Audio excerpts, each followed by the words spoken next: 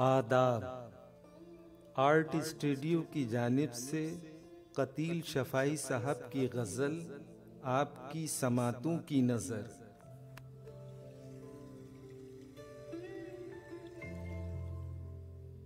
तूने ये फूल जो जुल्फों में सजा रखा है, एक दिया है जो अंधेरों में जला रखा है।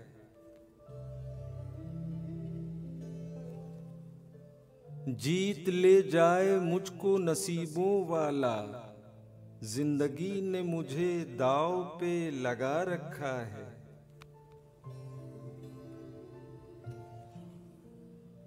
जाने कब दिल में कोई झांकने वाला आ जाए, इसलिए मैंने गरेबान खुला रखा है।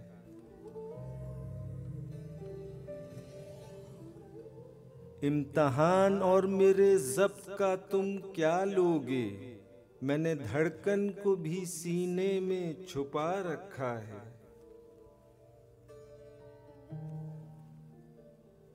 दिल था एक शोला मगर बीत गए दिन वो कतील, अब कुरेदो ना उसे राख में क्या रखा है। तूने ये फूल जो जुल्फों में सजा रखा है, एक दिया है जो अंधेरों में जला रखा है।